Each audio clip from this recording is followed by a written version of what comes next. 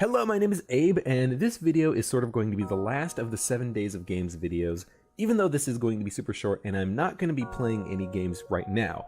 But I need to record this and put it up just so that I can finalize something and actually complete something. But I also need to do a ton of editing for some other projects and get some work done. So time's at a bit of a premium right now, but we'll be clearing up in the future. We've already seen some games that I've played. Darkest Dungeon is a stylized rogue, kind of not really roguelike, but stylized dungeon crawler. You put together a team of 4 heroes and then you explore a dungeon full of eldritch horrors. We have Enter the Gungeon, which is a twin-stick shooter-esque roguelike. Everything is a freaking roguelike these days. You could probably make the argument for that anyways.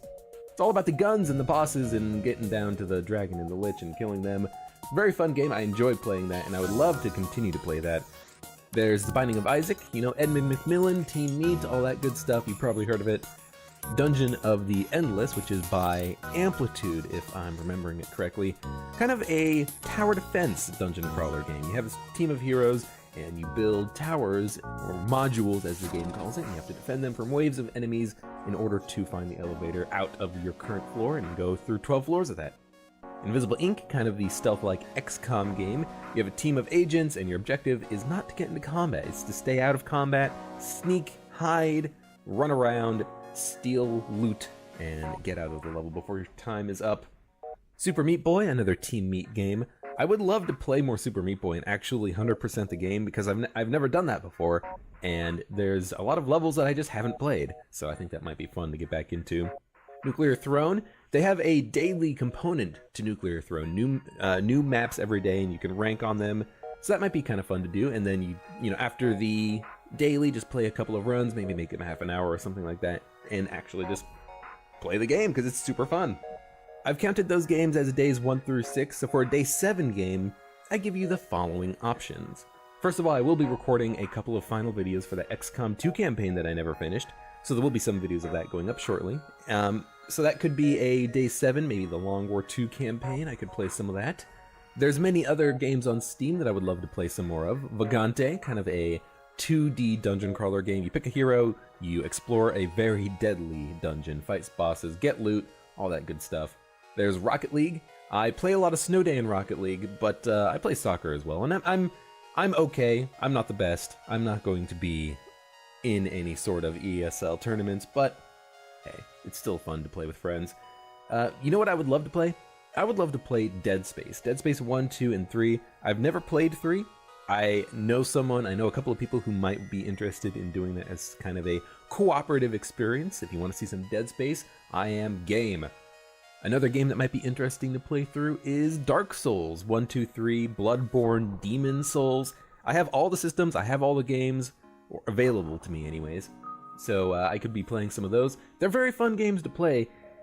They're most fun when you're just starting out and you have no idea what's going on because you die, and you die, and you die, and that's kind of the fun part about the game, but it would still be fun to go through those games again. I've never finished a couple of them, so I would go through them all, go through all the DLCs. There is a Dark Souls 3 DLC coming out soon, isn't there? Interesting.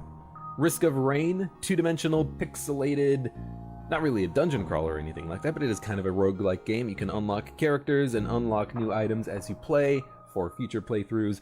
You play a level, you would fight a boss, you get items throughout the level, and you loop as many times as you want until you decide to end your run, and you end your run, you go to the final level and fight the final boss.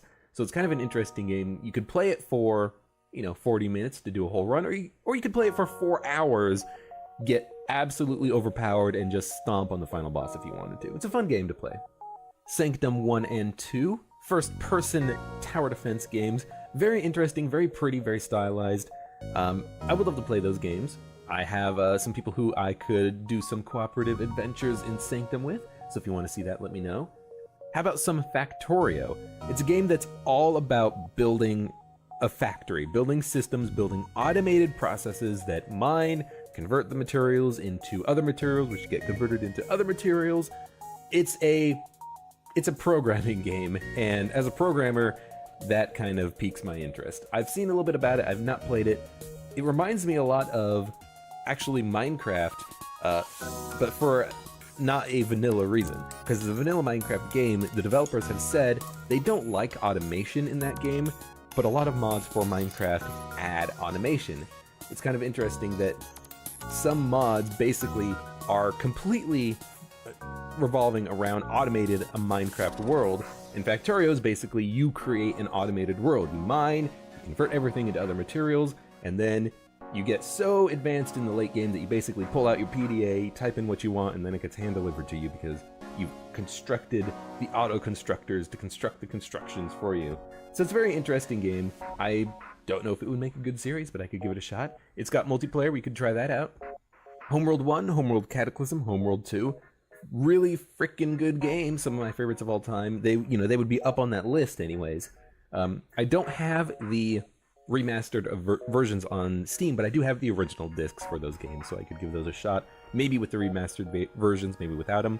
Maybe side by side, so I would be able to kind of, mark the differences between them, see which one is better. One game that I would like to play at some point is Banjo-Kazooie, because there is a spiritual successor game. What's it called? Yooka-Laylee.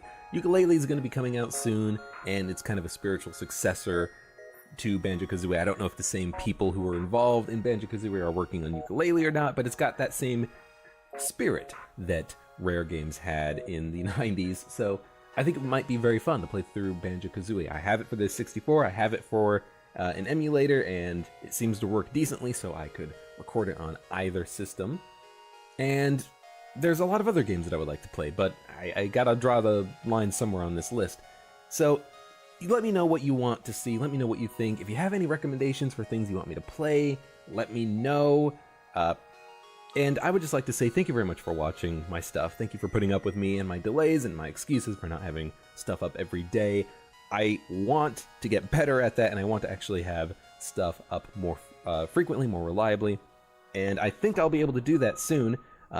Again, I just had that cold last week, and it kind of threw, last week, the week before, kind of threw off my schedule, and also I've been doing some actually cooperative work with a friend of mine who's starting his own YouTube channel. He'll tell you that it's our YouTube channel, but in reality, I think it's his YouTube channel. So yeah, I've got to do some editing for that, and hopefully those will be fun to watch. So yeah, again, thank you very much for watching. Let me know what you think about all of this, and I'll have more stuff coming up in the near future. So thank you very much, and I hope to see you here again next time.